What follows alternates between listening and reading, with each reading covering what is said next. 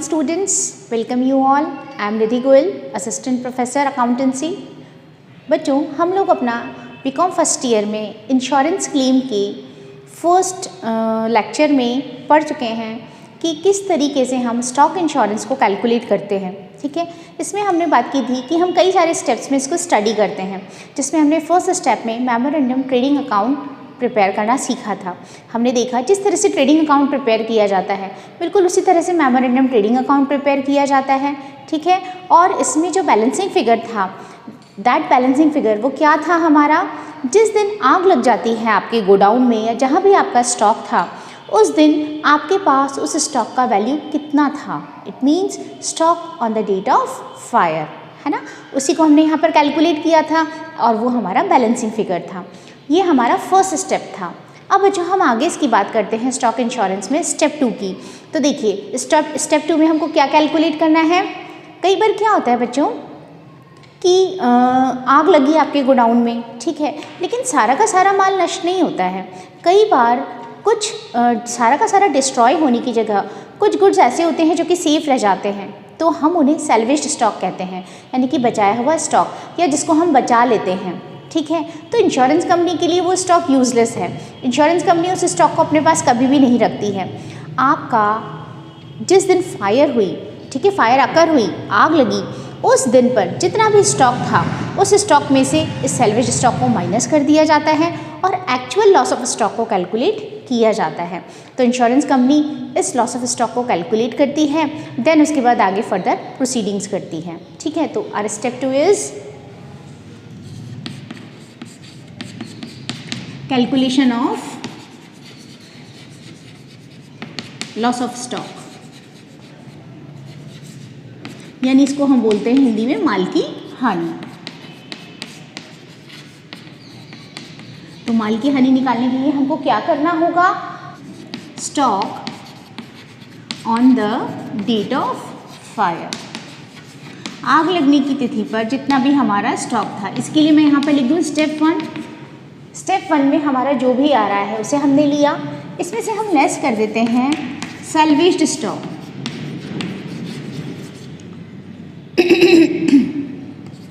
सैल्वेज्ड stock, सैल्वेज्ड stock का मतलब है बचाया हुआ स्टॉक। ठीक है, तो आप इसे लेस कर दीजिए और अब आपका जो भी आएगा that would be loss of stock. तो ये हमारा स्टेप 2 हो जाता है, जिसमें हमें लॉस ऑफ स्टॉक कैलकुलेट करना होता है। तो स्टेप 1 में तो आपने मेमोरेंडम ट्रेडिंग अकाउंट बनाया। आपका जब से फाइनेंशियल ईयर शुरू हुआ उस दिन से लेकर जिस दिन आपकी आग लग जाती है गोडाउन में, ठीक है, उस ड्यूरेशन में आपके पास जो भी परचेजेस थे, सेल्स थे, ओपनिंग स्टॉक था, ठीक है, कोई डायरेक्ट एक्सपेंसेस थे, जो भी आपके पास उसका रिकॉर्ड है। ठीक है, आपका जो भी उसमें प्रॉफिट का रेट था, मैंने आपको कॉस्ट और सेल्स दोनों पर उसे कन्वर्ट करना सिखाया था। उसके बेसिस पर आप बैलेंसिंग फिगर कैलकुलेट करते हैं, वो हमारा था stock on the date of fire. Then second step में हम इसमें से सैल्वेज स्टॉक माइनस कर देंगे तो हमारा आ जाएगा loss of stock. Then third step, अब बच्चों स्टेप 3 में हमको क्या करना है, ऑब्वियसली बात है जिसके लिए सारा काम किया जा रहा है, अमाउंट ऑफ क्लेम कैलकुलेट करना है कि एक्चुअल में हम कितने अमाउंट का क्लेम कर सकते हैं, हमें कितना पैसा इंश्योरेंस कंपनी से रिइम्बर्स हो जाना चाहिए। अब आप एक बात कहेंगे कि मैम जितना लॉस हुआ सारा का सारा लो इंश्योरेंस कंपनी से, हम ये क्यों चाहेंगे कि हमें 2 लाख का लॉस हुआ तो हम 150 का ही क्लेम करें। आपकी बात बिल्कुल सही है, हम यही चाहेंगे कि अगर हमें 2 लाख का लॉस हुआ तो हम पूरा का पूरा 2 लाख रिकवरी करें इंश्योरेंस कंपनी से। लेकिन बच्चों इंश्योरेंस कंपनी ऐसा नहीं करती। अगर आपके गोडाउन में जितना भी स्टॉक था, ठीक है, मतलब इंश्योरेबल स्टॉक जिसका इंश्योरेंस किया जा सकता था, जिसका इंश्योरेंस होना चाहिए था, बीमा योग्य राशि, बीमा योग्य स्टॉक, अगर आपने पूरा स्टॉक आपका इंश्योर्ड है, आपने पूरे का इंश्योरेंस करा लिया है, तो फिर उसके बाद बीमा कंपनी इस चीज़ के लिए तैयार है कि जितना आपका लॉस हुआ उतना टोटल अमाउंट आपको पे कर दिया जाए। उस कंडीशन में कोई प्रॉब्लम नहीं है। तो फिर प्रॉब्लम कहाँ एग्जिस्ट होती है, प्रॉब्लम होती है जब आपके पास इंश्योरेबल स्टॉक, तो सपोज़ कीजिए 20 लाख का था, ठीक है, मेरे गोडाउन में 20 लाख का स्टॉक है और मुझे 20 लाख का इंश्योरेंस लेना चाहिए था, लेकिन मैंने क्या किया, क्योंकि जितना ज़्यादा मैं स्टॉक लूँगी मुझे प्रीमियम भी उतना ही पे करना पड़ेगा। दूसरा, हो सकता है मेरे इतने अच्छे सिक्योरिटीज़ वो हों कि आग लगने की पॉसिबिलिटी बहुत कम हो, तो इसे सोचकर, ठीक है, या फिर अपने एक्सपेंसेस को कम करने के लिए, रिस्क फैक्टर कम होने की वजह से, कोई भी रीजंस इसमें हो सकते हैं, मैंने सोचा कि मैं 20 लाख की जगह केवल 10 लाख का ही इंश्योरेंस ले लेती हूँ, है ना। तो उस कंडीशन में अगर बाई चांस कोई लॉस हो भी जाता है तो मैं उसकी रिकवरी कर पाऊँगी। अब मैंने 20 लाख में से 10 लाख का इंश्योरेंस लिया, ठीक है, एक ही गोडाउन में सारा माल रखा है, तो इंश्योरेंस कंपनी भी क्या करेगी, इंश्योरेंस कंपनी कहेगी कि आपने केवल 50%, 20 में से 10 का लिया, आपने केवल 50% का इंश्योरेंस लिया है, तो उस कंडीशन में आपको जो पेमेंट होगा ना, वो पेमेंट भी 50% का ही होगा। जिस रेशो में आप इंश्योरेंस लेते हैं उसी रेशो में आपको पेमेंट किया जाता है। इसे बोला जाता है एवरेज क्लॉज, औसत वाक्य लागू होना। औसत वाक्य यानी कि एवरेज क्लॉज। कंपनीज क्या करती हैं, आपकी इस टेंडेंसी को डीमोटिवेट करने के लिए कि आप अपने पूरे स्टॉक का इंश्योरेंस न कराकर पार्शियल इंश्योरेंस करवाते हैं, तो इस चीज़ को रोकने के लिए, ख़त्म करने के लिए कंपनीज अपनी पॉलिसी में एवरेज क्लॉज एप्लीकेबल करती हैं। एवरेज क्लॉज यानी औसत वाक्य। औसत वाक्य यही कहता है कि आपने जितना % माल का इंश्योरेंस करवाया है ना, इंश्योरेंस कंपनी भी उसी रेशो में आपको पेमेंट करेगी लॉस में। उसी को हम यहाँ पर कैलकुलेट करते हैं बच्चों। तो अगर आपका सपोज़ कीजिए इंश्योरेबल अमाउंट 20 लाख रुपीज़ का था और आपने पूरा 20 लाख का इंश्योरेंस करा लिया, तो आपका जितना लॉस ऑफ स्टॉक हुआ है ना, इसका पूरा पेमेंट आपको कर दिया जाएगा, इसमें कोई वो नहीं है, ठीक है। लेकिन अगर आपने ऐसा नहीं किया तो फिर उस कंडीशन में एवरेज क्लॉज एप्लीकेबल होगा, और एवरेज क्लॉज एप्लीकेबल होने की कंडीशन में हमें अमाउंट ऑफ क्लेम दोबारा से कैलकुलेट करना होगा। आई होप आपको समझ आया। तो देखिए हम इसे कैसे लिखेंगे। If full stock is insured, अगर पूरा का पूरा स्टॉक आपने इंश्योर करवा रखा है, full stock is insured, then loss of stock is equal to amount of claim. तो हमारा जो लॉस ऑफ स्टॉक है यही हमारा अमाउंट ऑफ क्लेम बन जाएगा, ठीक है। इसमें आपको भी कोई प्रॉब्लम नहीं है, हमें भी कोई प्रॉब्लम नहीं है। But if partial stock is insured, I am sorry,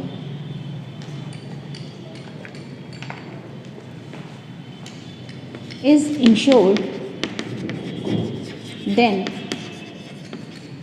average clause जैसे मैंने आपसे बोला औसत वाक्य है ना, average clause is applicable. Average clause को हिंदी में बोला जाता है बच्चों औसत वाक्य।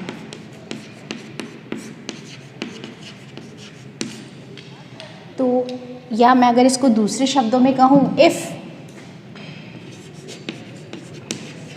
इंश्योरेबल स्टॉक यानी जिसका इंश्योरेंस होना चाहिए था, if insurable stock is greater than insured stock, यानी कि बीमित स्टॉक से ज़्यादा है बीमा योग्य स्टॉक, तो फिर उस कंडीशन में भी एवरेज क्लॉजेज एप्लीकेबल। तो उस कंडीशन में भी हमारा AC एवरेज क्लॉज एप्लीकेबल होगा, ठीक है। I hope you are getting my point. तो अब इस कंडीशन में हमारा अमाउंट ऑफ क्लेम क्या हो जाएगा, तो फिर इस कंडीशन में देखिए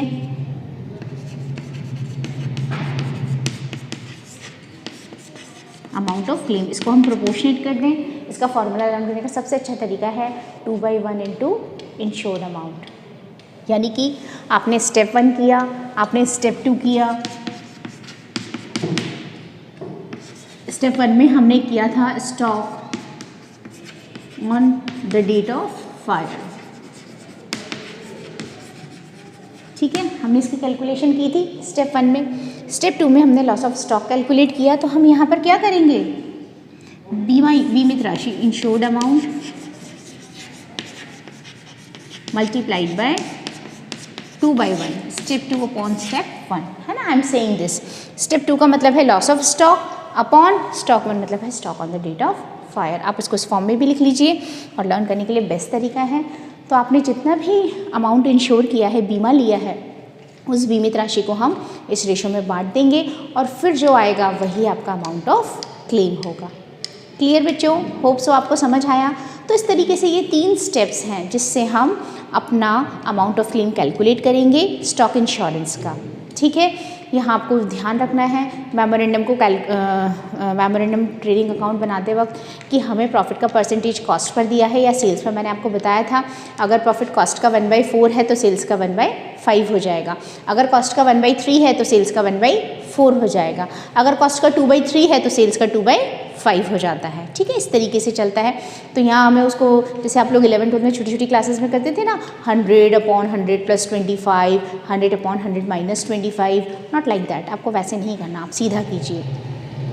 देन हम जब स्टॉक इंश्योरेंस का क्वेश्चन आएगा हम इन स्टेप वाइज चलेंगे और अपना अमाउंट ऑफ क्लेम कैलकुलेट करेंगे। ठीक है, तो देखिए बच्चों, अब हम इस पर बेस्ड एक प्रॉब्लम लेंगे। A fire occurred on 30th June 2018 in the godowns of Radhika trading company. Radhika trading company के गोडाउन में 30 जून 2018 को आग लग जाती है। बुरी बात है, नॉट अच्छी। Then the rate of GP is 25% of cost. ध्यान दीजिए कि यहाँ पर जो जीपी की रेट है दैट इज़ 25% ऑन कॉस्ट, मतलब कॉस्ट का 1/4 तो सेल्स का 1/5। अब हमें जो रिक्वायरमेंट होगी ना हम उस अकॉर्डिंग से कन्वर्ट कर लेंगे। स्टॉक सेल्विश्ड वॉज वैल्यूड एट ₹36,000 और जो बचाया गया स्टॉक है वो 36,000 का है। Ascertain the claim to be lost from the following figures. अच्छा, इसके लिए कितना क्लेम किया जाएगा?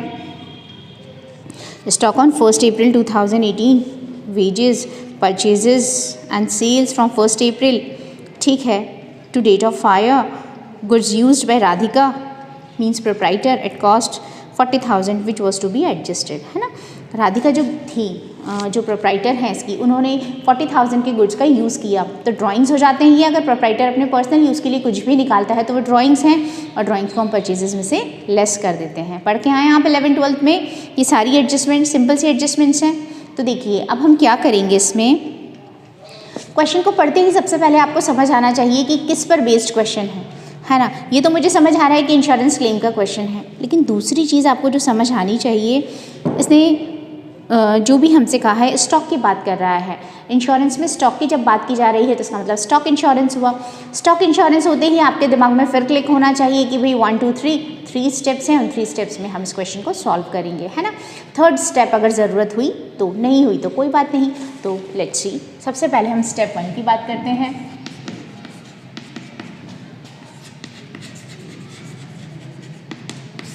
ठीक है, तो देखिए स्टेप 1 में क्या है, हमें क्या करना है, मेमोरेंडम ट्रेडिंग अकाउंट फ्रॉम 1 अप्रैल। अब मैं अपनी बुक के अकॉर्डिंग चलूँगी तो मेरा फाइनेंशियल ईयर 2018 है, 18 टू 30 जून 2018। ध्यान दीजिए बच्चों, यहाँ पर 1 अप्रैल से स्टार्ट होता है हमारा फाइनेंशियल ईयर और 2018 में 30 जून को आग लगी है, तो बस उसी दिन तक बनाया जाएगा on the date of fire. ठीक है, बनाते हैं हम यहाँ पर डेट्स तो मेंशन नहीं करते हैं, डायरेक्ट पर्टिकुलर्स अमाउंट से करते हैं। तो सबसे पहले यहाँ पर देखिए कुछ ओपनिंग स्टॉक दिया है हमें, बिल्कुल दिया है 2,40,000। ठीक है, फाइन। देन उसके बाद इसमें परचेजेस, अब परचेजेस को हम इनर कॉलम में लिख दें क्योंकि उसमें से हमें एडजस्टमेंट करना है ड्राइंग्स का। हमारी परचेजेस कितनी है, 5,55,000। इसमें यहीं पर आप लेस कर देंगे ड्राइंग्स 40,000 के थे, 40,000 ही हैं, तो दैट इज़ 5,15,000 ये परचेजेस हो गई। यहाँ पर सेल्स, इस पीरियड की जो भी सेल्स है क्वेश्चन में आपको मेंशन की है वो आपको लिखनी है। कितनी है वो, 11 लाख की सेल्स हो गई।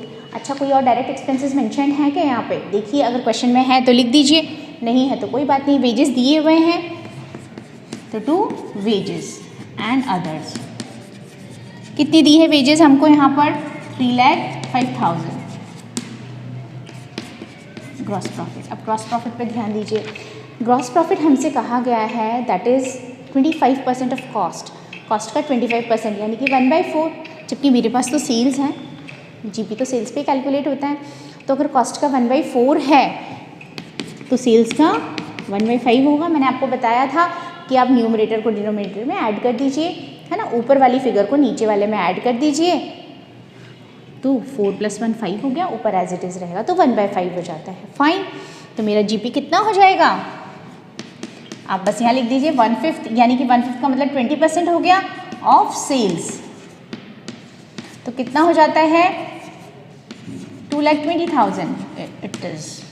ये मेरा जीपी आ गया है, और अब जो भी बैलेंसिंग फिगर होगा दैट वुड बी स्टॉक। आप इसको क्लोजिंग स्टॉक नहीं लिखेंगे, stock on the date of fire, है ना। और यहाँ पर मैं इसको कर देती हूँ बैलेंसिंग फिगर। आप कैलकुलेट कर लीजिए, आप इधर के टोटल में से इसको माइनस करके जितना भी आ रहा है वो हमारा बैलेंसिंग फिगर हो जाएगा।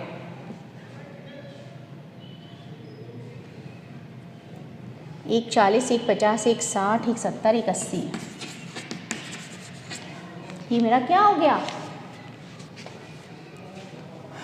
Stock on the date of fire हो गया। स्टेप 1 का काम मेरा पूरा हो गया, है ना। आपको करने के बाद हमेशा बच्चों ध्यान रखना है, एक बार उसको फिर से चेक कर लेना है कि कहीं कोई फिगर हमने मिस ना कर दिया हो, क्योंकि मिस्टेक किसी से भी हो सकती है, और अगर एक वैल्यू भी हमसे गलत हो जाता है ना तो फिर हम आगे उसमें मिस्टेक्स करते चले जाते हैं, तो हमें इससे बचना है हर जगह, ठीक है।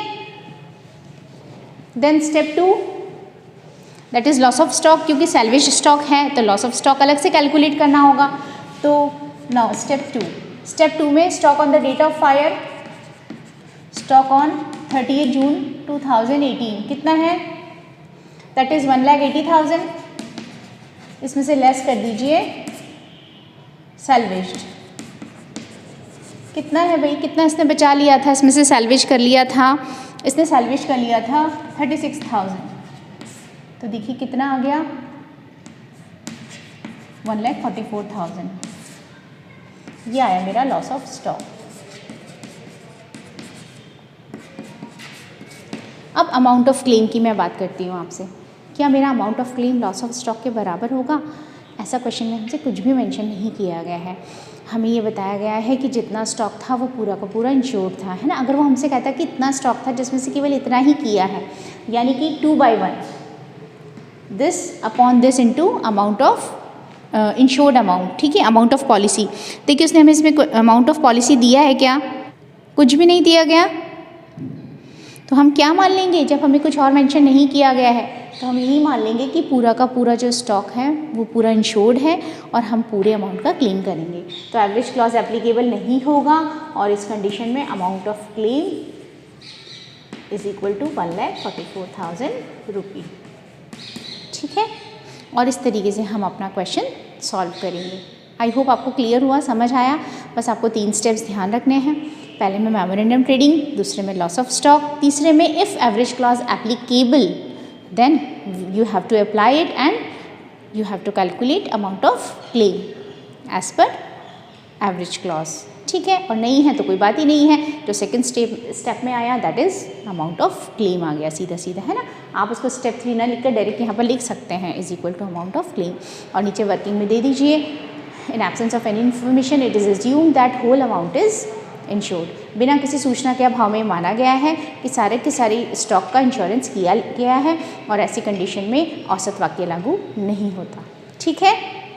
तो अब आप बच्चों से कीजिए, इसके एग्जाम्पल्स कीजिए, ये भी आपकी बुक का एक एग्जाम्पल ही है, ठीक है। आप इसे कंप्लीट कीजिए, फिर इसमें हम नेक्स्ट लेक्चर में इससे रिलेटेड अच्छी सी प्रॉब्लम्स लेंगे, जैसे कि पुअर सेलिंग लाइन की हम बात करते हैं, है ना। और इसमें ये है जैसे जीपी की रेट डायरेक्ट दी हुई थी, अब सपोज़ कीजिए इसकी जगह आपको 3 सालों का डिटेल दिया हो, 3 सालों की जीपी दी हो, पिछले 3 सालों का या 4 सालों का, तो आप उसका एवरेज ले लेंगे। जैसे 3 सालों का है तो तीनों का टोटल किया अपॉन 3 कर दिया, 4 सालों की जीपी है तो 4 का टोटल किया अपॉन 4 कर दिया, तो फिर उस कंडीशन में आप एवरेज ले लेते हैं, है ना।